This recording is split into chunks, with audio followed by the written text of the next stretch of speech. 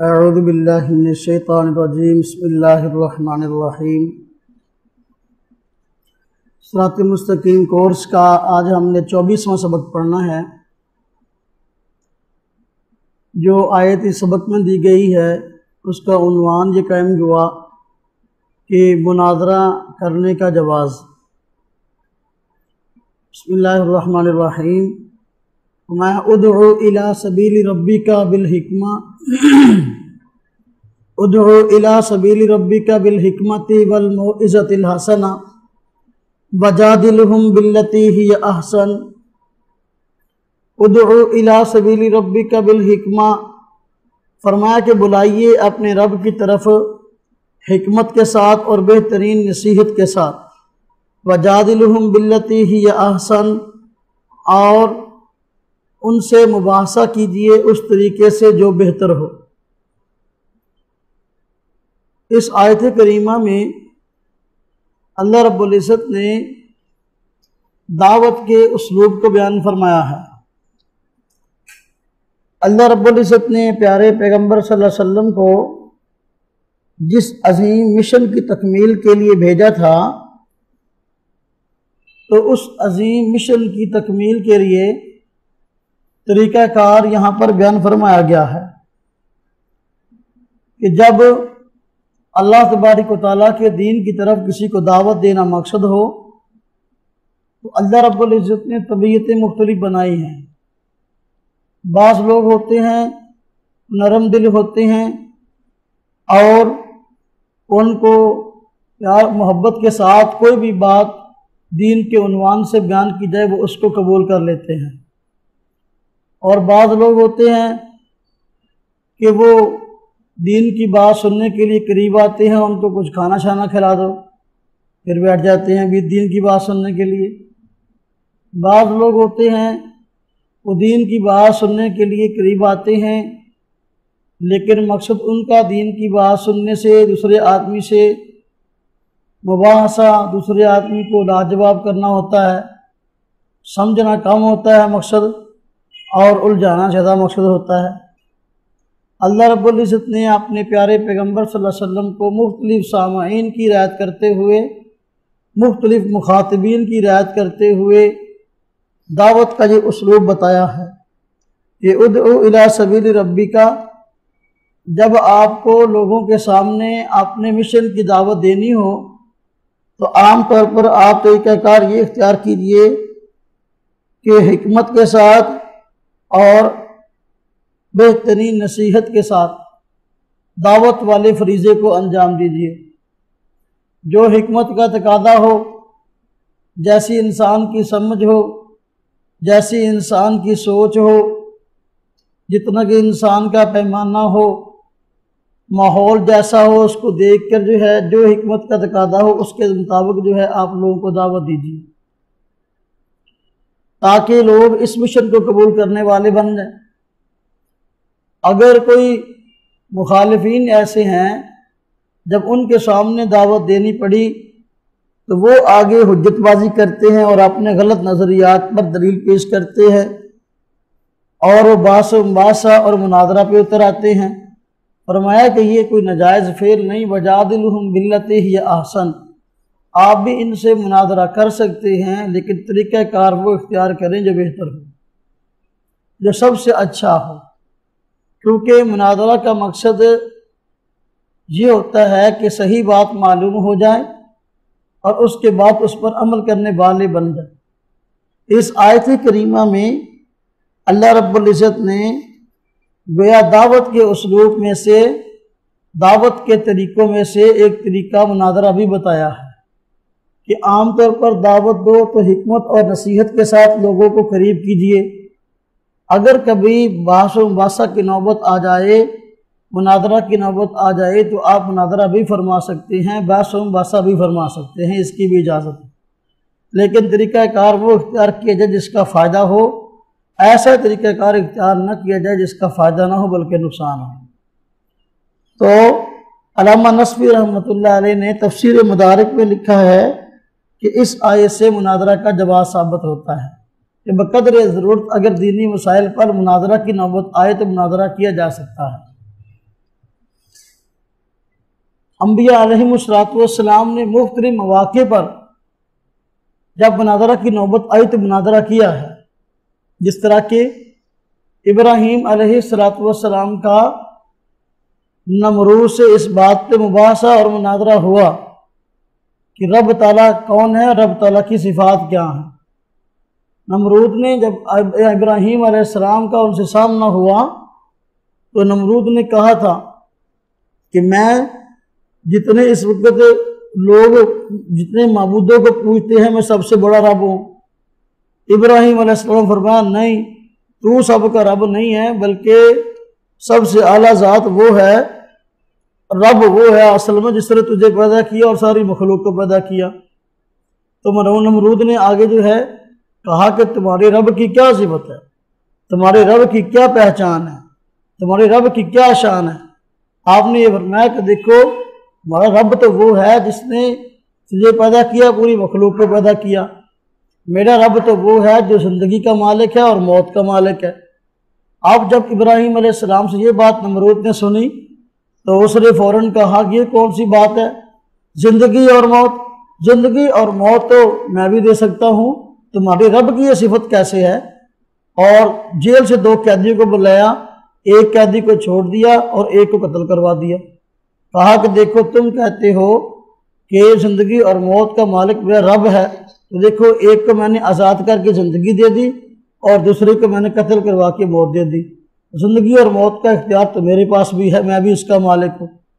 اب ابراہیم علیہ السلام یہ بات سمجھتے تھے کہ اپنے ظاہری اقتدار کا فائدہ اٹھا کر یہ لوگوں کو دھوکہ دینا چاہتا ہے، اس لیے اب آپ نے اس مباحثے اور مناظرے میں ایسی دلیل پیش کی کہ جو دلیل ایسی تھی کہ اس کا جواب جو ہے نمرود کے پاس نہیں تھا۔ آپ نے فرمایا میرا رب تو وہ ہے جو ہر روز سورج کو مشرق سے نکالتا ہے اور مغرب کی جانب غروب کرتا ہے۔ اگر تو بھی رب ہے تو تو جا کل کو سورج مغرب سے نکال کے دکھا۔ تو وہ سورج کہاں سے نکال کے دکھا؟ مغرب سے۔ اب اس بات کا جواب، اس دلیل کا جواب جو ہے وہ نمرود کے پاس نہیں تھا۔ قرآن پاک نے فرمایا فَبُوْهِتَ الَّذِي كَفَرَ، جب یہ بات اس کافر نے سنی اس کے طوطے اڑ گئے، یہ ایسا ہو ہی نہیں سکتا کہ سورج میں نکالوں، میں تو کہیں سے بھی نہیں نکال سکتا، وہ سورج مشرق سے نکلتا ہے، اب مغرب سے نکالنے کا مطالبہ کر دیا، ایسا تو میں کر ہی نہیں سکتا۔ اس لیے فوراً لاجواب ہو گیا اور ابراہیم علیہ السلام کے خلاف پراپگنڈے اور آگ کو کہا کہ اس کو آگ میں ڈال دو۔ ہاں جی، تو یہ ہے مناظرہ، یہ دلائل سے لاجواب کر دینا، ایسا طریقہ کار اختیار کرنا جس طریقہ کار سے فریق مخالف جو ہے وہ لاجواب ہو جائے اور حق کا حق ہونا لوگوں کے سامنے واضح ہو جائے۔ ہمارے پیارے پیغمبر صلی اللہ علیہ وسلم نے مناظرہ کیا، عیسائیوں کا ایک وفد آپ کے پاس آیا اور آ کر کہا قبیلہ نجران کا کہ عیسیٰ علیہ السلام اللہ کے بیٹے ہیں۔ نبی پاک صلی اللہ علیہ وسلم فرمایا نا، اس لیے کہ رب تعالیٰ کی ذات کو اولاد کی ضرورت نہیں ہے، اور رب تعالیٰ کی اولاد تو تب ہو جب کو رب تعالیٰ کو کسی چیز کی احتیاج ہو، تو اللہ تعالیٰ کی ذات کسی چیز کی محتاج ہے ہی نہیں، اور اولاد تو تب ہو جب کہ اللہ تعالیٰ کی کوئی بیوی ہو، اللہ تعالیٰ کی کوئی بیوی نہیں ہے تو پھر اولاد کیسے ہوگی؟ اب وہ دلائل سے لاجواب ہو گئے۔ جب دلائل سے لاجواب ہو گئے تو اب باہر جا کر انہوں نے پروپیگنڈا شروع کر دیا کہ ابراہیم علیہ نبی پاک صلی اللہ علیہ وسلم کو ہمارے سامنے بات نہیں آئی اور ہم نے جو ہے وہ عیسیٰ علیہ السلام کا اللہ کا بیٹا ہونا ثابت کر دیا، جبکہ محمد صلی اللہ علیہ وسلم کو کوئی بات نہیں آئی۔ اب جھوٹے لوگوں کی عام طور پر یہ صفت بھی ہوتی ہے کہ جب بھی آمنا سامنا ہوتے ہیں نا تو پہلے ہی کہنا شروع کر دیتے ہیں ہم جیت گئے، تاکہ جو ہے وہ حق جو ہے اس کے متعلق لوگوں کے سامنے شبہات ڈال دیں۔ عیسائیوں نے اندر تو جب آئے تو لاجواب ہو کے باہر نکلے تو باہر جا کر شور ڈال دیا کہ ہم جیت گئے، اور محمد صلی اللہ علیہ وسلم جو ہیں وہ ہم سے اس مسئلے پہ بات نہیں کر سکے، اور مسلمان اس مسئلے میں جھوٹے ہیں، عیسیٰ علیہ السلام اللہ کے بیٹے ہیں۔ اب جب اس طرح کی باتیں انہوں نے کی، رب تعالیٰ نے پھر قرآن کریم کی آیات اتار دیں۔ اب مناظرے کے آگے مباحثے کی بات آئی، بلکہ مناظرے سے آگے جو ہے بات آئی مباحلے کی۔ اللہ پاک نے فرمایا ان سے مباحلہ کرو، ان کو کہو کہ آؤ میدان کے اندر، تم بھی آؤ اور اپنے بچوں کو بیویوں کو لے آؤ، اور میں بھی جو ہے اپنے گھر کے افراد کو لے کے آتا ہوں میدان میں۔ تعالوا ندعو ابناءنا وابناءکم ونساءنا ونساءکم وانفسنا وانفسکم ثم نبتہل فنجعل لعنۃ اللہ، کہ پھر ہم مبالغہ کرتے ہیں اپنے گھر والوں کو باہر لا کر کھلے میدان میں، جو ہم میں سے جھوٹا ہو اللہ اس کو ہلاک کرے۔ نبی پاک صلی اللہ علیہ وسلم خود اور اپنے گھر کے کچھ افراد کو ساتھ لے کے میدان میں آگے عیسائیوں کا پیغام بھیجا، اگر تم سچے ہو تو آؤ میدان میں۔ اب جو ہے عیسائی مقابلے کے لیے نہیں آئے، اور وہ جھوٹے ہو گئے، مقابلے کے لیے نہیں آئے، اور کہا کہ ہم آپ کے مقابلے میں نہیں آ سکتے۔ ان کو علم تھا کہ اب اگر ہم مقابلے میں آ گئے اور یہ بد دعا کی کہ ہم ہے جو جھوٹا وہ ہلاک ہو جائے، ہم یقیناً ہلاک ہو جائیں گے، اس لیے کہا کہ ہم سے سال بعد جزیہ لے لیا کرو، لیکن جو ہے اب ہم آپ کا مقابلہ نہیں کرتے۔ یوں اللہ کے پیارے پیغمبر صلی اللہ علیہ وسلم نے پہلے ان کو دلائل سے سمجھایا، دلائل سے ان کے ساتھ بات کی ہے۔ اس کے بعد جو ہے جب دیکھا کہ یہ کسی بات پہ نہیں آتا تو باہر جا کے الٹا سازشیں کرتا ہے، اب نبی پاک صلی اللہ علیہ وسلم نے مناظرہ کی بات مباحثہ بھی فرمایا ہے۔ اس لیے مناظرہ کرنا یہ کوئی عجیب فعل نہیں ہے۔ آج لوگوں نے یہ بات سمجھ لی ہے کہ مناظرہ کرنا جو ہے یہ کوئی سب سے کوئی برا فعل ہے، اس لیے اس کو برا بلا بھی، جو آدمی مناظرہ کرتا ہے اس کو برا بلا بھی کہتے ہیں۔ حالانکہ بات ایسی نہیں، قرآن نے یہی بات کہی ہے، عام طور پر دین کی دعوت لوگوں کے سامنے پیش کرو مثبت انداز میں اور حکمت کے ساتھ، بصیرت کے ساتھ، لیکن اگر کوئی اس آ جاتا ہے مقابلے میں بادشاہ مناظرہ کرنے کے لیے، تم اچھے طریقے کے ساتھ جو ہے ان سے مناظرہ بھی کر سکتے ہو۔ دیکھو نبی پاک صلی اللہ علیہ وسلم نے خود جو ہے ان کے ساتھ مناظرہ کیا ہے، لیکن شرط یہ ہے مناظرہ وہ آدمی کرے جو مناظرہ کرنے کا اہل ہو۔ ہر آدمی تو مناظرہ کرنے کا اہل نہیں ہوتا، ہر آدمی ہر فن کا ماہر بھی نہیں ہوتا۔ جو آدمی جس فن کا ماہر نہ ہو اس کو چاہیے اس فن کے اندر اپنی رائے کو دخل بھی نہ دے۔ ہاں جی، جس طرح کہ اللہ آپ کا بھلا کرے، بسا اوقات جو ہے دونوں طرف سے لوگ مباحثہ کر رہے ہوتے ہیں، لیکن پتہ کسی کو بھی نہیں ہوتا بات سمجھانی کیسے اپنی، بس وہ پانی سے پتہ نہیں پھر جاندے ہوں۔ عوام بیچاری دیکھ کے پریشان ہوتی ہے، یہ ہو گیا رہا ہے دونوں جانب سے، فیصلہ نہیں ہو رہا ہوتا۔ تو بسا اوقات آدمی جو کوئی جو ہے وہ سادہ آدمی جو ہے درمیان میں پڑ جاتا ہے، وہ ایسی بات کر دیتا ہے جس سے جو ہے وہ حق واضح ہو جاتا ہے اور بات کا فیصلہ جاتا ہے۔ مثلا ایک جگہ پہ مناظرہ ہو رہا تھا تو عیسائیوں کے ساتھ ہی، دونوں طرف سے جو مناظرہ کرنے والے تھے وہ بیچارے پتہ نہیں کچھ ایسے ہی ہوں گے، تو عیسائیوں کا پادری سے وہ دلیلہ دین ڈیا سی عیسیٰ علیہ السلام اللہ کے بیٹے ہیں، ادھر والا مسلمانوں کا سکا کوئی بندہ وہ دلیل دین ڈیا سی نا عیسیٰ علیہ السلام اللہ کے بیٹے نہیں، لیکن کوئی فیصلہ نہیں ہون ڈیا سی، بڑی دیر پانی سے مدانی پھر جاندی سی۔ اب جو ہوا یوں کہ ایک وہاں سے جٹ زمیندار آدمی جو ہے سادہ سا وہاں سے گزر رہا تھا، اس نے دیکھا کہ مجمع لگا ہوا، پتہ نہیں کیا بات ہے، وہ آ گیا اور آ کر پوچھا یہ کیا ہو رہا ہے؟ کہتے جی یہ مناظرہ ہو رہا ہے۔ کس بات پہ؟ اس بات پہ کہ عیسائی کہتے ہیں عیسیٰ علیہ السلام اللہ کے بیٹے ہیں۔ کہتا اچھا کوئی فیصلہ نہیں ہوا؟ کہتے کوئی فیصلہ نہیں ہوا۔ کہنا ہے مینوں گل کرن دو، میں گل کرتا، مورے آ گیا، آگے آ گیا۔ عیسائی پادری کہتا ہے یہ بابا جی کہتا ہے کہ ہاں بھائی دس ہوں تو کی کرنا؟ کہنا جی میں یہ کرنا کہ عیسیٰ علیہ السلام اللہ کے بیٹے ہیں، عیسیٰ علیہ السلام اللہ کے بیٹے ہیں۔ کہتا اچھا اللہ کب سے ہے؟ کہتا اللہ ہمیشہ سے ہے۔ کہتا اچھا اللہ کے کتنے بیٹے ہیں؟ کہنا اللہ کا ایک بیٹا ہوا۔ کہنا میرے بیاہ نو 10 سال ہوئے ہیں تو میرے 10 بچے ہیں، تو کہنا اللہ ہمیشہ تو اللہ کا ایک ہی بچہ ہوا، ایک ہی گل ہوئی۔ وہ بندے سارے ہنسن لگ پے، وہ بندے آپ ہی سارے ہنسنے لگ گئے۔ بھئی دیکھو یہ کوئی اگر تو اولاد کا ہونا کوئی خوبی ہے تو پھر ایک بچہ جو ہے کیوں ہے؟ پھر 20 25 سینکڑوں ہزاروں لاکھوں کروڑوں ہونے چاہیے رب تعالیٰ کی شان کے برابر۔ یا تو کہو کہ رب تعالیٰ کو اولاد کی ضرورت نہیں، پھر ایک بھی نہیں چاہیے، اگر ضرورت ہے پھر بہت سارا چاہیے نا، پھر ایک کو کیا کرنا؟ اس نے کہا میرے بیاہ نو 10 سال ہوئے، میرے 10 نے آنے ہیں، تو کہنا اللہ ہمیشہ تو اللہ کا ہر ایک ہی ہے۔ تو بندے سارے ہنسن لگ پے، کہتے بھی سائی جھوٹے نے پلے کچھ نہیں۔ اس طرح فیصلہ ہو گیا۔ بس اوقات جو ہے کسی بات کا فیصلہ ایسے ہو جاتا ہے، تو جو آدمی مناظرہ کرنا چاہتے ہوں ان کو چاہیے کہ وہ مناظرہ کرنے سے پہلے مناظرہ کی اہلیت اپنے اندر پیدا کریں، تاکہ حق کی بجائے جو ہے وہ جو ہے کہیں باطل مضبوط نہ ہو جائے، حق مضبوط ہو جائے۔ یہ جو مرزا قادیانی ہے نا، اس کو اپنا انگریز نے مناظر مشہور کروا دیا تھا، تو اس سے جو ہے نا مناظرے کروائے اس عیسائیوں کے ساتھ، خاص طور پہ انگریز خود عیسائی تھا، اب اس کو مناظر مشہور کروا دیا۔ نہ تجربہ کر آدمی تھا مرزا قادیانی، نہ عالم تھا، نہ کسی اس بات سیکھی تھی اس طرح کی۔ اب ہوا کیا، عیسائیوں کے ساتھ مناظرے کرتا تھا، نتیجہ یہ ہوا کہ اس نے ایک پادری عبداللہ حاتمی کے ساتھ عیسائیت پہ مناظرہ کیا، مناظرہ ہار گیا۔ نتیجہ یہ ہوا کہ اس کے اپنے کئی رشتہ دار اور کئی مریدین جو ہیں وہ سارے عیسائی ہو گئے۔ سارے کیا ہو گئے؟ دیکھو جب آدمی نا تجربہ کر ہوتا ہے پھر ایسا ہوتا ہے۔ اور اس آدمی جب مناظرہ ہار گیا، اب جو ہے پیش گوئیاں کرنی شروع کر دی، اس کی عادت تھی مرزا قادیانی کی۔ جب کسی بات میں جھوٹا ثابت ہو جاتا اب پیش گوئیاں کرنا شروع کر دیتا. اس عبداللہ آتھم پادری کے متعلق پیش گوئی کر دی کہ میں یہ پیش گوئی کرتا ہوں کہ 1 سال کے اندر اندر جو ہے یہ عبداللہ آتھم مر جائے گا. اگر یہ نہ مرے تو میرا منہ کالا کر کے جو ہے مجھے پورے علاقے میں پھراؤ تم گدھے پر. اب جو ہے یہ اس نے اشتہار چھاپ دیا. مرزا قادری نے خود دی چلو 1 سال تک تو میری جان چھٹی رہو گی نا. 1 سال تک تو لوگ کہیں گے وہ حاجی نے چیلنج کیتا. اب جب وہ 1 سال گزر گیا وہ عبداللہ آتھم مرا ہی نہیں. 1 سال گزر گیا اور عبداللہ آتھم پادری نہیں مرا. عیسائیوں نے امرتسر شہر کے اندر جلوس نکالا. وہ عیسائی پادری کو عبداللہ آتھم کو ہاتھی کے اوپر بٹھا کر جلوس نکالا. مرزا قادیانی کا پتلا بنایا اور اس کو جو ہے جلایا. اور جو ہے وہ اپنا کوئی نظم تھی اس طرح کی بنائی ہوئی کہ ہم مرزا قادیانی کی ایسی گت بنائیں گے کہ اس کو سارے الہام بھول جائیں گے.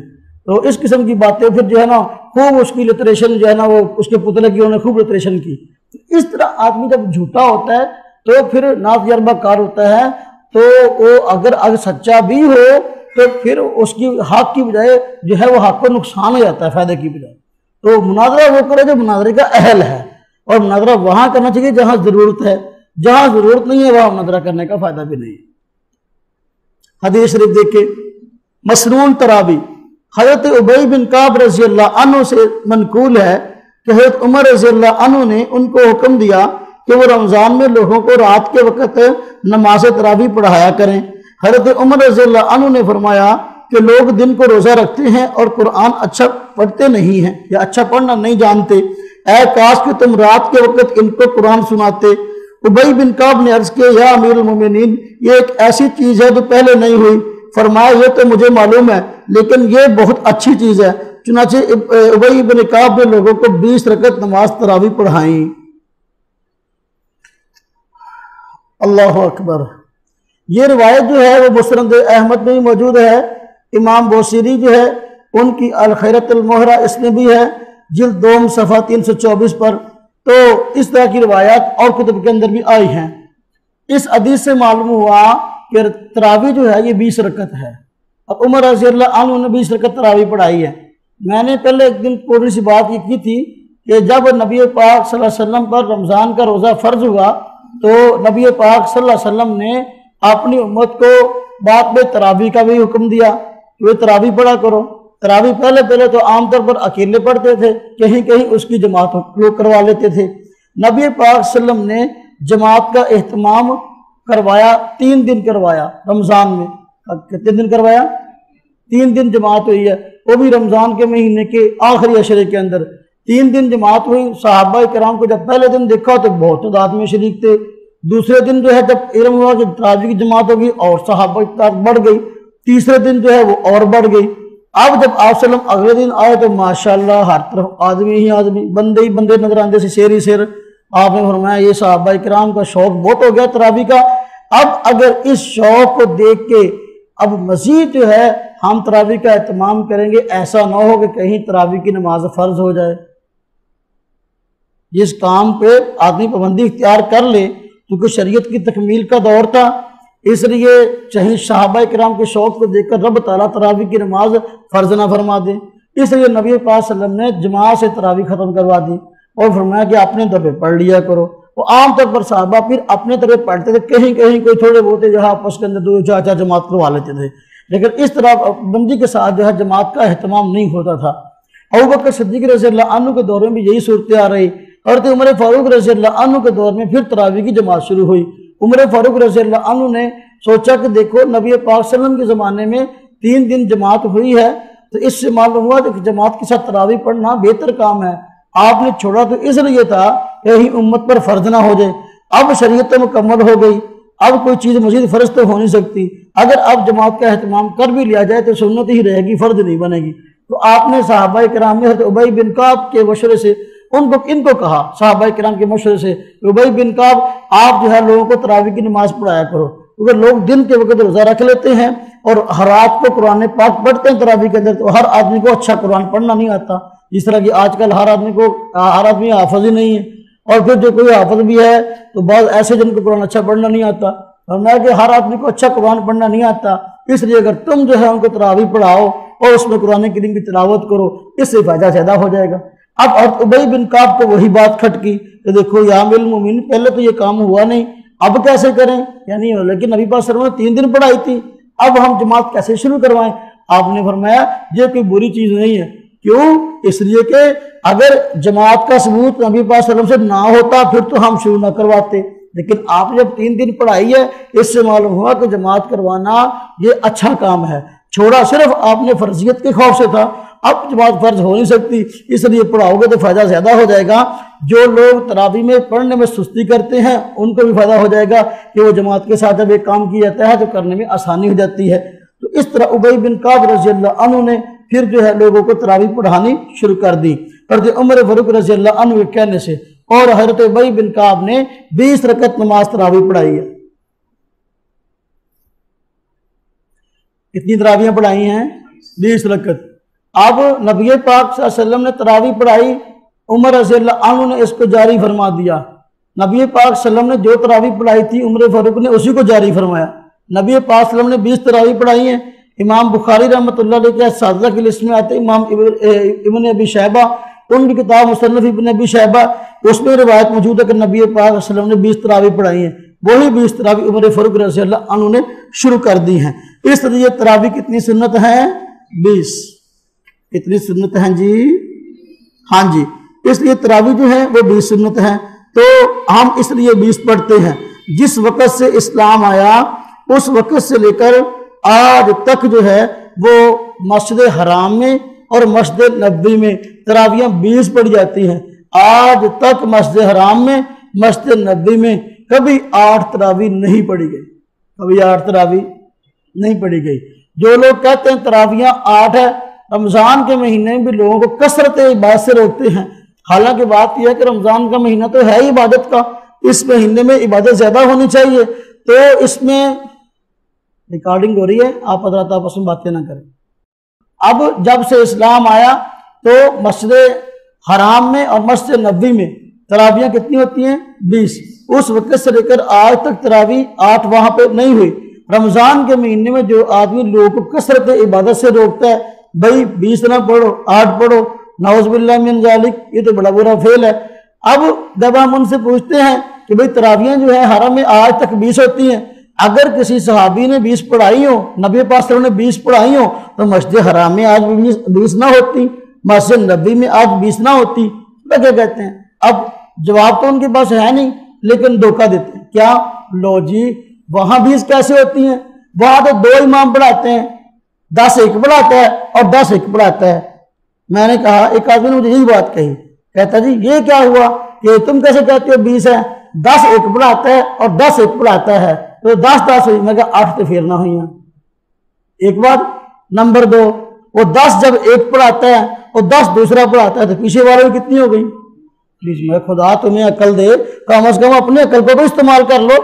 جب امام 2 پڑھائیں تراویح، یا تو یہ کہو کہ ایک امام نے 10 پڑھائیں، اب امام بھی بدل گیا اور پیچھے والے بھی بدل گئے، اب اور لوگ آ گئے ہیں جنہوں نے پہلے نہیں پڑھی تھی، آدمی بدل گئے، امام بھی بدل گیا اور آدمی بدل گیا۔ اب کہو کہ 2 امام پڑھاتے ہیں، 10 ایک اور 10 ایک، لہذا تراویحیں 20 نہیں ہیں۔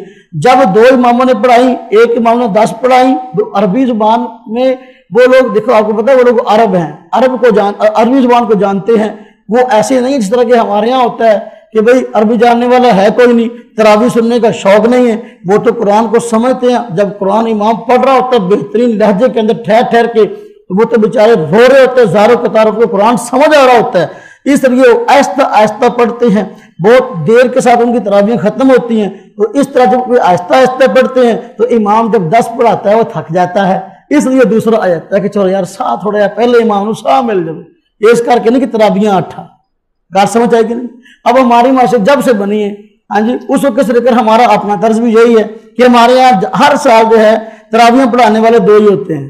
حرم کی ترتیب پر تراویحیں پڑھانے والے 2 امام ہوتے ہیں، 10 ایک پڑھاتا ہے، 10 ایک پڑھاتا ہے۔ ہماری مسجد میں ہر سال ہی، پچھلے سال بھی ایسا ہوا، اس سے پچھلے سال بھی، اس سے پچھلے سال بھی، جب سے مسجد بنی ہے اس وقت سے یہی ترتیب ہے۔ اب کوئی آدمی کہے کہ تم بھی 8 کے قائل ہو، تمہاری مسجد میں 10 پڑھاتے ہیں، اللہ کے بندوں کو عقل سے کام کرنا چاہیے بات کرتے ہوئے۔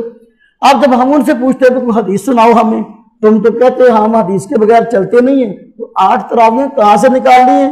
تو 8 تراویحوں کا دنیا کے اندر تو کوئی قائل ہی نہیں ہے، चारों आइम्मा में से कोई भी जो है 8 तरावियों का कायल नहीं है, न इमाम अहमद, न इमाम मालिक, न इमाम शाफी, न इमाम अबू हनीफा।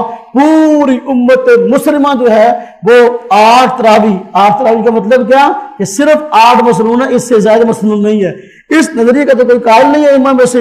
अब जो है अब तुमने जो है कहां से निकाल ली, हमें कोई हदीस ही सुना दो। अब उनके पास कोई हदीस नहीं है तरावी पर, तरावी का लफ्ज हो और 8 रकातों को नबी पाक सल्लम ने 8 रकातें पढ़ाई हो और तरावी पढ़ाई हो। तो अब क्या करते हैं, जो हदीस हमने बुखारी शरीफ में पढ़ी है पीछे तहज्जुद में कि नबी पाक सल्लम रमजान और गैर रमजान में 8 रकात नमाज तहज्जुद और 3 वितर पढ़ते थे, उस हदीस को तरावी पर फिट कर देते हैं। कहते हैं देखो जी 8 रकातें नबी पाक सल्लम रमजान और गैर रमजान में पढ़ते थे, तो ये 8 रकात नमाज तरावी की हदीस है। हम कहते हैं अल्लाह के बंदो ये तरावी के मुतल्लिक है ही नहीं, इसमें तरावी का लफ्ज दिखाओ कहाँ है, ये तो तहज्जुद के मुतल्लिक है। इसलिए कि हज़रत आयशा रज़ियल्लाहु अन्हा फरमाती हैं नबी पाक सल्लल्लाहु अलैहि वसल्लम जो है रमजान में और गैर रमजान में पूरा साल जो है वो 8 रकात नमाज पढ़ते थे। अब रमजान में तो तरावी होती है, रमजान के अलावा भी होती है। फिर अकल नहीं मारी गई कि देखो हदीस वो पेश करेंगे जो उनकी दलील किसी सूरत में नहीं बनती कि रमजान गैर रमजान में 8 रकात पढ़ते थे, पूरा साल तहज्जुद होती है, तरावी कब होती है, रमजान में होती है। ये हदीस तहज्जुद के मुतल्लिक है और ये तरावी के मुतल्लिक है। अब देखो तो जब 8 तरावियां साबित करनी हो तो ये हदीस पढ़ते हैं, और जब वितर 1 साबित करना हो तो फिर इसको छोड़ देते हैं। हालांकि इसी हदीस में है कि नबी पाक सल्लल्लाहु अलैहि वसल्लम रमजान गैर रमजान पूरा साल जो है वो वितर कितने पढ़ते थे, 3। अब आधी को मान लिया, आधी को छोड़ दिया। और मतलब के लिए भी जब हम ये बात कहते हैं भाई देखो इसमें रमजान गैर रमजान का लफ्ज है कि रमजान में और गैर रमजान में पूरा साल आप जो है तरावियां जो है वो अपना तहज्जुद जो है वो 8 रकात पढ़ते थे, तो ये तो तहज्जुद के बारे में है, तरावी के बारे में नहीं है। कोई हदीस ऐसी पेश करो जो तरावी के बारे में हो। अब वो क्या कहते हैं, अगला पैंतर बदल लेते हैं कि जी तहज्जुद और तरावी एक ही चीज है। तहज्जुद और तरावी दुनिया के नए नए अजूबे जो है देखने में आते हैं, तो उनके मज़हब में बड़े अजीब अजीब अजूबे। अब कहते हैं तरावी और तहज्जुद एक ही चीज है, लिहाजा जो है जो 11 महीने जो है वो तहज्जुद है, 12वें महीने आकर तरावी बन जाती है। हम कहते हैं खुदा तुम्हें अकल दे, तहज्जुद की नमाज और तरावी की नमाज 2 अलग अलग नमाज है। तवज्जो कीजिएगा, आजकल यही उनके यहाँ दलील है और यही मौका है, तहज्जुद तरावी एक चीज है। अब इसलिए वो कहते हैं कि जो अब रमजान का महीना आ जाए, रमजान के महीने में तहज्जुद नहीं है, 8 रकातां पढ़ लो, तहज्जुद भी पढ़ ली, तरावी भी पढ़ ली, हम बाद तहज्जुद की लोड़ नहीं है।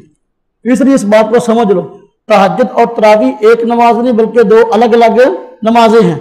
इसलिए कि तरावी का वक्त इशा की नमाज के फौरन बाद है, वो आमतौर पर उस वक्त पढ़ जाती है, और तहज्जुद कब पढ़ जाती है, रात के आखिरी हिस्से में पढ़ जाती है। गोया तरावी का वक्त रात का इब्तिदाई हिस्सा है और तहज्जुद का वक्त रात का इंतहाई हिस्सा है। और फिर देखो दोनों का नाम अलग अलग है। जो रमजान में इबादत है इशा की नमाज के बाद उसका नाम तरावी है, जो रात के आखिरी हिस्से में पूरा साल उसका नाम नमाज तहज्जुद है। नाम का अलग होना ही दलील है इस बात की कि 2 अलग अलग नमाजें हैं, वो दोनों एक नमाज नहीं है। फिर देखें, और इसके अलावा आप हज़रात ने कभी सुना, कभी गौर किया, आप मेरी बातों को ना सब सुनकर इधर से ना निकाल दिया करें, तो जो किया करें मैं कहता क्या हूं। आप हज़रात ने कभी गौर किया फजर की अजान से पहले उनकी मस्जिद में तहज्जुद की अजान होती है, कभी गौर किया? तो जो कीजिएगा जरा, तहज्जुद की ये तहज्जुद की अजान रमजान में भी होती है, तो जो कीजिएगा, और रमजान के अलावा भी होती है। अब वो कहते हैं तहज्जुद तरावी एक नमाज है, हम कहते हैं भाई देखो हमें बात समझाओ, तुम कहते हो तहज्जुद तरावी एक नमाज है, रमजान के महीने में तरावी पढ़ लो, अब बाद में तहज्जुद पढ़ने की जरूरत नहीं है। तो फिर तुम्हारे बकौल तो तहज्जुद अब इशा की नमाज के बाद ही रमजान के महीने में पढ़ ली गई, तहज्जुद तो इशा की नमाज के बाद ही पढ़ ली गई। अब जो है रात के आखिरी हिस्से में अजान क्यों देते हो? अजान अजीब दुनिया का अजूबा, मैंने इस मजहब में अजूबे बड़े हैं। अजान पहले होती है और नमाज बाद में होती है ना, तो देखो नमाज इन्होंने पहले पढ़ ली है तहज्जुद की इशा के फौरन बाद रमजान में, अजान इनकी बाद में हो रही, अजूबा नहीं है यार? आप गौर क्यों नहीं करते? पता नहीं लोग क्यों थोड़ी सी बातें फिसल जाते हैं। کتنی واضح بات ہے بھئی. اذان دیکھو نا, فجر کی اذان ہے, اذان پہلی ہوتی ہے, نماز بعد میں. زور کی اذان پہلی ہوتی ہے, نماز عصر کی اذان پہلی ہوتی ہے, نماز بعد میں ہوتی ہے. مغرب کی اذان پہلی ہوتی ہے, جماعت بعد میں ہوتی ہے. ایسے ہی ہے نا.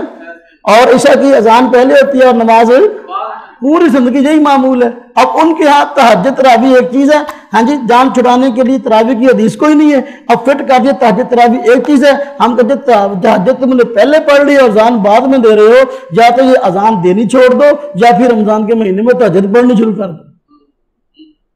کال سمجھ آئیے. ہم باتیں وہ کرتے ہیں جو سیدھی سیدھی صاف صاف اور کھری کھری کسی کے سمجھ میں آنے والی ہوں. اگر تمہاری سمجھ میں آیا ہے نا, پھر دیکھ رہا ہوں تمہاری بات کا جواب کر دیتے ہیں.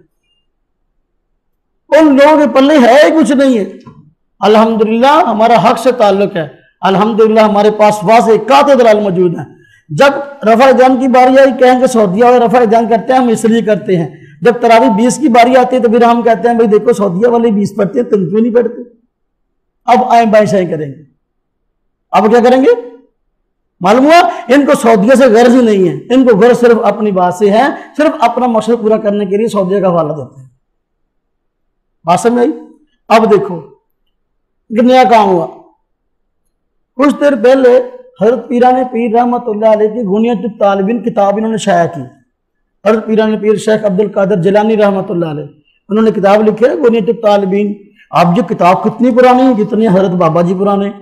تو صدیوں سے یہ کتاب چھپ رہی تھی, اور اس میں حضرت پیران پیر نے لکھا, حضرت پیران پیر امام احمد کے مقلد ہیں. اس میں لکھا انہوں نے کہ میں جو ہے ہمارے امام احمد ہیں, اللہ ہمیں اسی جو ہے وہ موقع پہ موت عطا فرمائے. یہ انہوں نے لکھا ہے. آج کل پیران پیر تو بڑا نالندے نے اپنے ایک دو گلن کڈن واسطے. اب وہاں حضرت نے لکھا ہے جب تراویح کی بات آئی تو آپ نے فرمایا ہے کہ تراویحاں 20 سنت ہیں. کتنی سنت ہیں؟ اب ان لوگوں نے یہ کتاب کراچی سے شائع کی. میرے پاس کتاب پڑھی ہے, الحمدللہ میں دکھا سکتا ہوں اور میں اس کی فوٹو سٹیٹ دے سکتا ہوں. غنیت الطالبین کراچی سے شائع کی, اور شائع جس ادارے نے کی اس کے نیچے لکھا ہوتا ہے مکتبہ سعودیہ حدیث منزل کراچی نمبر 1. یہ ایڈریس لکھا ہوا ہے مکتبہ سعودیہ, نام دیکھیں مکتبے کا, مکتبہ سعودیہ حدیث منزل کراچی نمبر 1. کہ دیکھنے والا یہ سمجھے یہ کتاب شاید سعودیہ سے چھپی ہے, اور دیکھنے والا یہ سمجھے کہ جس طبقے نے کتاب چھاپی ہے وہ حدیثاں بڑا مان دیا. حدیث منزل. اچھا اب اس میں کیا کیا ہے کہ آج تک پیران پیر کی کتاب چھپ رہی تھی اور اس میں تراویحاں لکھی تھی 20. انہوں نے اس کتاب کو شائع کیا تو اس میں تبدیلی کر کے لکھ دیا تراویحاں ہیں 8. یہ ہے قرآن و حدیث کے نام پہ خدمت ہو رہی. یہ ہے اصل میں جن لوگوں نے ان کو دیکھا نہیں ہے, جن لوگوں نے ان کے پاس بیٹھے نہیں ہیں, جن لوگوں نے ان کو پڑھا نہیں ہے, وہ شاید ان کے متعلق کوئی اور رائے قائم کریں. ہمارے تو جوانی کے اندر سفید آ گیا ان کو پڑھتے ہوئے. الحمدللہ ہمارے پاس ہزاروں کتابیں موجود ہیں. ہم نے دیکھا قرآن کے نام پہ حدیث کے نام پہ دجل کرتے کیسے کہ بھئی تیرے پاس حدیث کوئی نہیں ہے, تو کہہ دے یار میرا موقف ہے لیکن میرے پاس حدیث کوئی نہیں ہے. تو پھر تہجد والی حدیث کو تراویح پر فٹ کرنے کی ضرورت کیا پیش آئی؟ تو کہہ دے میرے پاس حدیث کوئی نہیں ہے, تو پیران پیر کی کتاب میں جو ہے تبدیلی کرنے کی ضرورت کیوں پیش آئی؟ الحمدللہ ہمارا موقف 2 اور 2 4 کی طرح بالکل واضح ہے, اور ہم اس پہ دلائل رکھتے ہیں اور واضح الفاظ میں دلائل رکھتے ہیں. تو پھر الٹا دیکھو چور کوتوال کو ڈانٹے کہ دیکھو جی ہم تو حدیث کو مانتے ہیں, یہ امام ابو حنیفہ کی بات کو مانتے ہیں. دھوکہ یہ ہے, ہر چلنے پھرنے والے آدمی کو بازو پکڑ کر کہیں گے یہ امام ابو حنیفہ کی گل مان دیا, اسی نبی کی گل مان دیں. اے دیکھو نبی پاک صلی اللہ علیہ وسلم نے فرمایا کہ پیران پیر دی غنیت الطالبین چھاپو تو اس تراویحاں 8 دی بجائے 20 دی بجائے 8 لکھ دو. یہ نبی پاک صلی اللہ علیہ وسلم نے فرمایا. آگے دیکھیں عقائد. تصوف روحانی بیماریوں کی تشخیص اور ان کے علاج کا نام تصوف ہے, جس کو قرآن کریم میں تزکیہ نفس اور حدیث میں لفظ احسان سے تعبیر کیا گیا ہے. عقائد و اعمال کی اصلاح فرض ہے, جس کے لیے صحیح العقیدہ جو ہے سنت کے پابند, دنیا سے بے رغبت اور آخرت کے طالب. مجازی بیعت شیخ طریقے سے بیعت ہونا مستحب ہے, بلکہ واجب کے قریب ہے, بلکہ واجب کے. اللہ رب العزت نے مسلمانوں کو یہ دین عطا کیا ہے. اس دین کو اس طرح اس پہ عمل کرنا جس طرح عمل کرنے کا حق ہے, اخلاص کے ساتھ عمل کرنا, یہ تصوف کی جان ہے اور یہ تصوف کی روح ہے اور یہ روحانیت کی روح ہے. اب دیکھیں آدمی نماز پڑھے اللہ کے لیے, نماز پڑھے اللہ کے لیے, یہ تصوف ہے. زکوٰۃ دے اللہ کے لیے، یہ تصوف ہے، اور حج کرے اللہ کو راضی کرنے کے لیے، یہ تصوف ہے۔ عبادات کے اندر اخلاص پیدا کرنے کا نام جو ہے وہ کیا ہے؟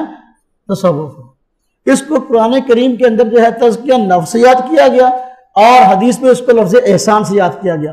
قرآن پاک میں اللہ رب العزت نے پیارے پیغمبر صلی اللہ علیہ وسلم کے جو ذمہ کام تھے ان کو ذکر کیا ہے کہ آپ لوگوں کو اللہ کی کتاب کی آیتیں پڑھ کے سناتے ہیں، اور ان کو حکمت کی باتیں سکھاتے ہیں، اور ان کا تزکیہ نفس کرتے ہیں۔ ہاں جی، تو آپ کے مناسب میں سے اور قرآن کے احکام سکھاتے ہیں۔ یہ منصب ذکر کیا کہ لوگوں کا تزکیہ نفس آپ فرماتے ہیں۔ کیا مطلب؟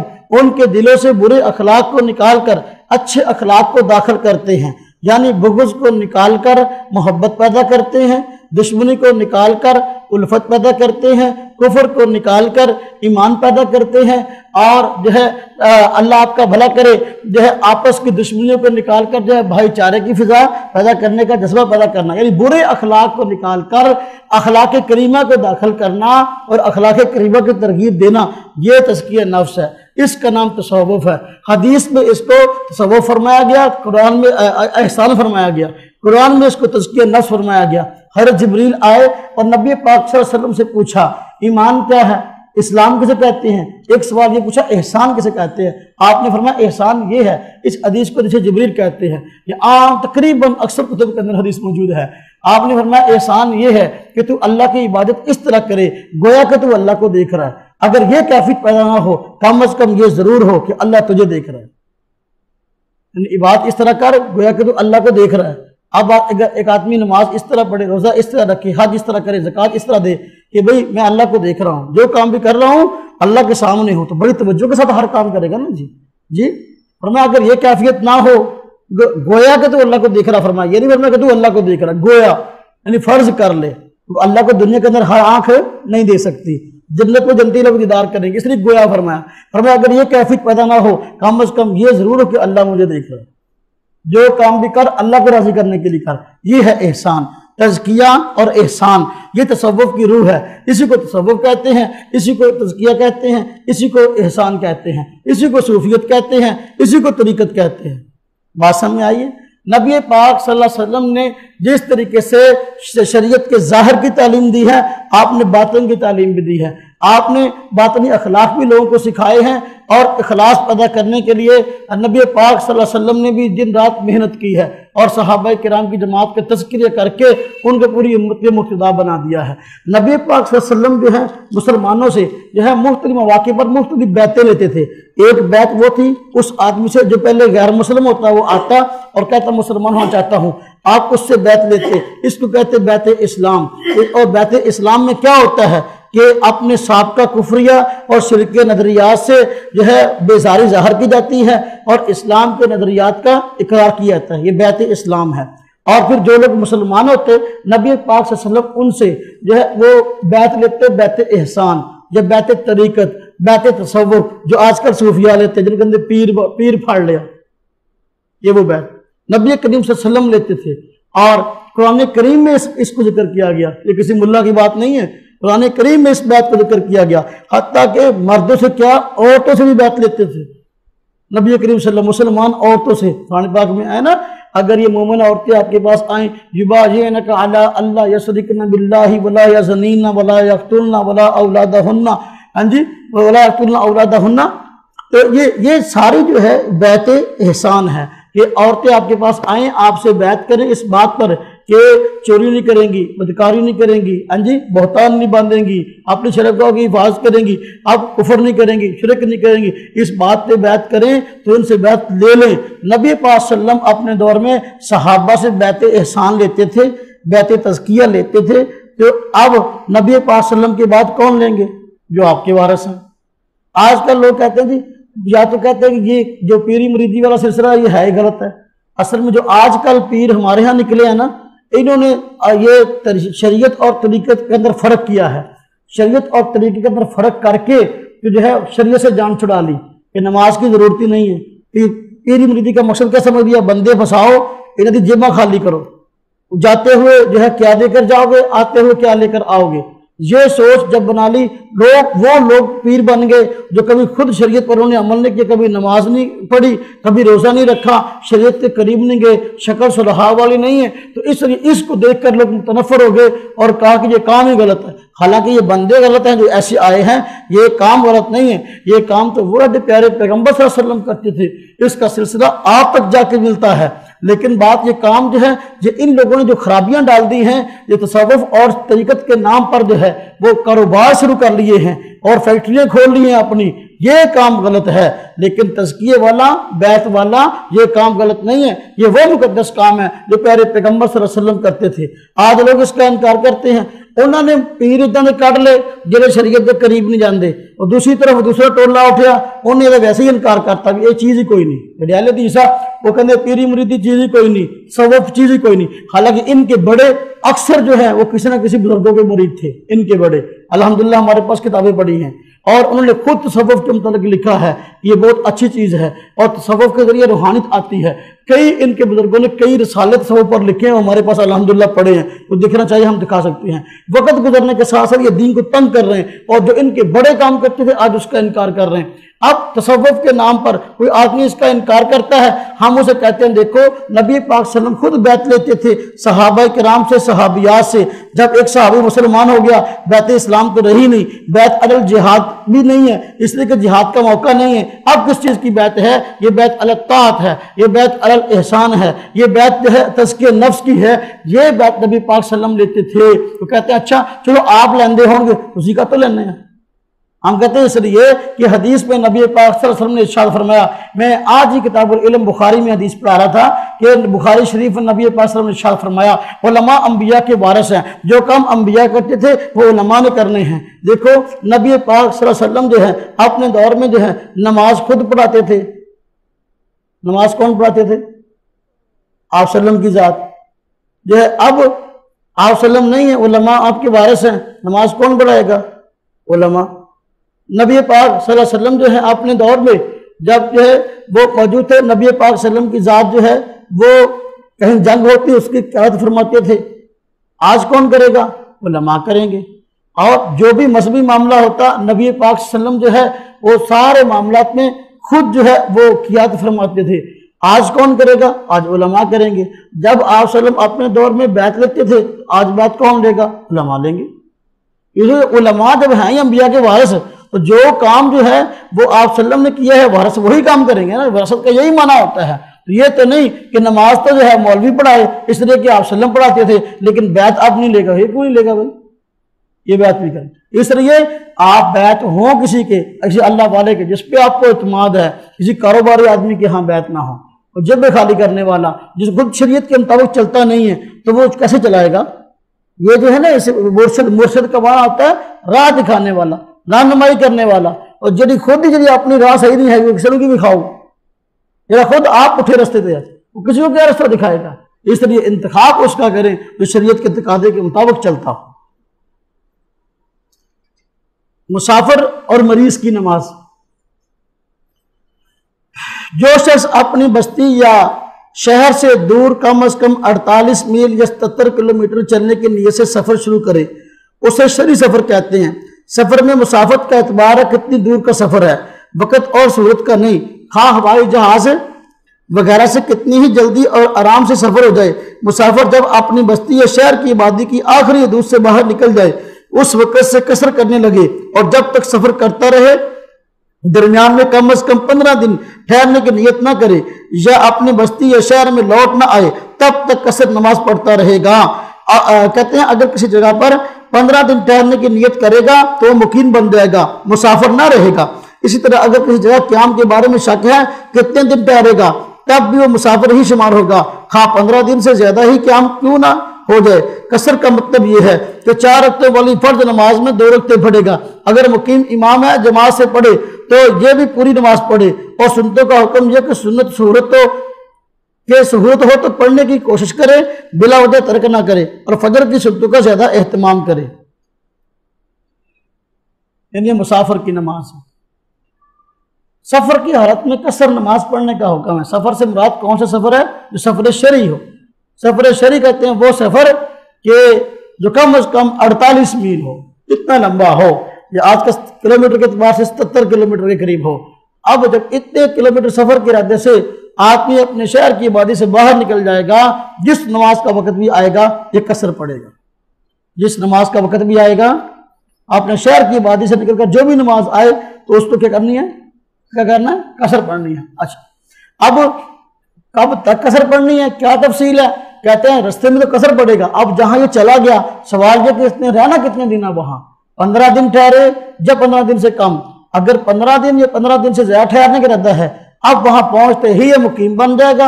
वहां पहुंच कर जो है ये आदमी पूरी नमाज पढ़ेगा। मसलन लाहौर, यहां से लाहौर जाते हुए नमाज पढ़नी पड़ी है तो कसर पड़ेगा। वहां अगर इसका पहले इरादा कि भाई मैं 20 दिन रहूंगा, 16 दिन रहूंगा, जाते ही पूरी नमाज पढ़ेगा, रास्ते में कसर पढ़ लेगा।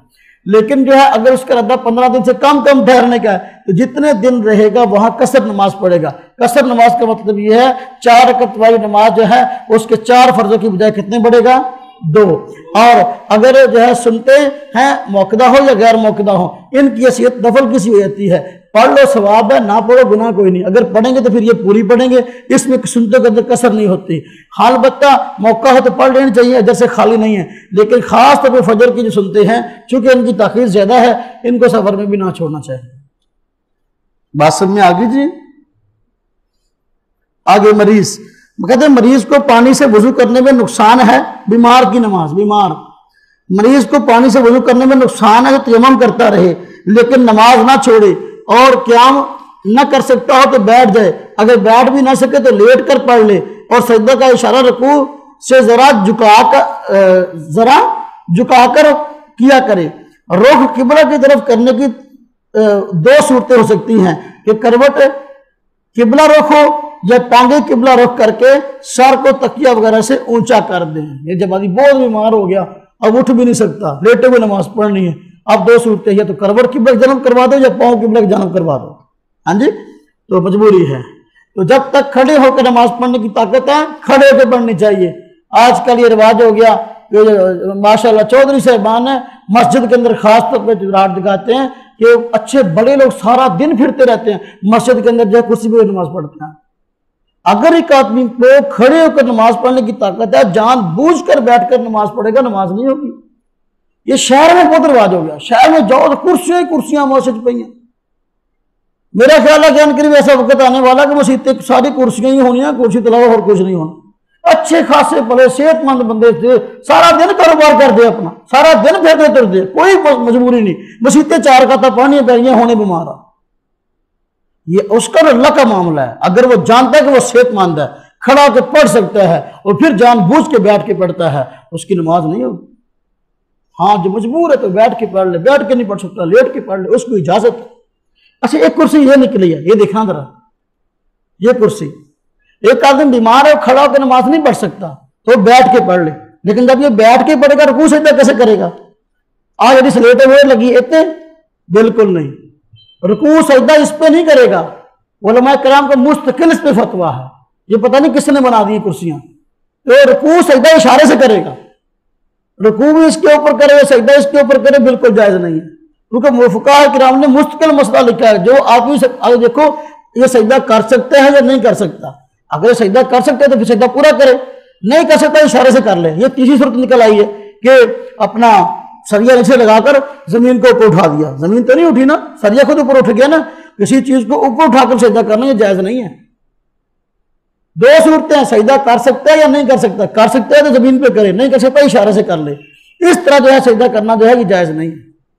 ये कुर्सी जो निकल गई सही नहीं, सिंपल कुर्सी आदमी उस पर नमाज पढ़े, अगर कुछ सजदा नहीं कर सकता तो रुकू का इशारा जो है हल्का सा झुककर जो है रुकू कर ले, और उससे जो है झुककर थोड़ा सा जो है वो सजदा कर ले, वो सजदा हो गया। लेकिन ये जो अपना तरस चल रहा है ना सजदा करने का, ये ठीक नहीं है। ये बकायदा बड़े बड़े दारुल-इफ्ताओं से बतावा शाया हो गया, ये कुर्सी जो है जिसके आगे ये स्लेट सी लगी है सजदा करने के लिए, तो ये कर सही नहीं सजदे। मसनून दुआ जी, ये मुलाकात के वक्त की दुआ है जो हर आदमी जानता है। अस्सलामु अलैकुम व रहमतुल्लाहि व बरकातुहू। हाँ जी, इस क्या माना? सलामती हो तुझ पर, हाँ जी, अल्लाह की रहमत हो, अल्लाह की बरकत हो। किस कदर बेहतरीन दुआ।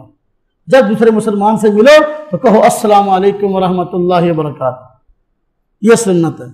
आजकल की काम चल गया, ہاں جی اج کل چل پیا ساڈے پنجابی خط بلان گے کی حال ہے سلام نہیں کرنا ٹھیک ہے کی حال ہے سلام کرو السلام علیکم ورحمۃ اللہ وبرکاتہ اور بہت سارے لوگ ہیں وہ اپنے لوگ الفاظ خود بتائیں گے السلام علیکم ورحمۃ اللہ وبرکاتہ مغفرت ہو جنت اللہ دو حرام وہ نال ہو جتنی شریعت نے بتا دیا اتنی کرو اگے گاہ اور اگے حرام حلال نہ کرو بس اتنا ہی بتایا السلام علیکم ورحمۃ اللہ وبرکاتہ اس سے کچھ نہیں ہے جتنا شریعت بتا دے اسی پہ راضی رہنا چاہیے اب جو ہے فون پہ فون کیا آپ نے اٹھایا السلام علیکم ورحمۃ اللہ یہ جو کام چل پڑا ہیلو کا تو ہیلو کی جگہ پہ السلام علیکم ورحمۃ اللہ وبرکاتہ کہنا چاہیے ملاقات ہو جو تو السلام علیکم ورحمۃ اللہ وبرکاتہ جاتے ہوئے دعا دو مہمان جا رہا فی امان اللہ السلام علیکم ورحمۃ اللہ وبرکاتہ ملو اس کو اے نہیں اللہ حافظ خدا حافظ یہ آج کل یہ نا نکلا اللہ تو حافظ دعائیں دینی چاہیے لیکن اس سے سلام والی جو سنت ہے وہ ادا نہیں ہوتی سلام اپنی جگہ کرو خدا حافظ اللہ حافظ اپنی جگہ پہ کرو بات سمجھ آئی ہون جڑا ہور نال نکلے ہے پتہ نہیں لوگ پتہ نہیں ہندوستانی فلماں دیکھ دیا ڈرامے دیکھ دیا کی دیکھ دیا ہون کئی بندے مل اللہ استغفر اللہ خود دیکھیا لوگوں مسلمانوں جو میں نے کہہ گیا نمستے پتہ نہیں آ کی چیز ہے نمستے کی چیز ہے مسلمان تو نہیں کرتے مسلمانوں کا سلام نہیں ہے اب یہ پتہ نہیں کیا ہندو نے جو ہے وہ ہمارے ہندوستان میں جو ہے مسلمانوں کو بڑا نقصان پہنچایا ہے آج اکثر مذہبی رسم ساڈے پائی نے تیجا 40واں ساتا ختم شریف یہ ساری ہندوؤں دیکھ کے شروع ہو جائیں ساری یہ ہندوستان جڑا ساڈے قریب ہے ساڈے وبال بنیا ہوا یہ مذہبی رسومات جو ہے یہ ساری جو ہے نا وہ ہمارے گھروں کے اندر گھس آتی ہیں آج کل تو گھسانے کے لیے کتنا بہترین ذریعہ انہوں نے نکال لیا ٹی وی چینل جو ہے اس کے ذریعے جو ہے وہ اللہ معاف فرمائے لباس جو ہے ان جو ویسے ہمیں انڈیا نے بڑی نفرت ہے انڈیا ساڈا دشمن ہے لیکن فلم انڈیا ہی دیکھنے ہیں انڈیا نے بڑی نفرت ہے لیکن جتنا کے بڑھیا کپڑے ہوتے نہیں پاؤں جتنے انڈیا کے بڑھیا نے کپڑے ٹی وی پایا ہوں کیسی دشمنی ہے اس دشمنی کی سمجھ نہیں آتی اللہ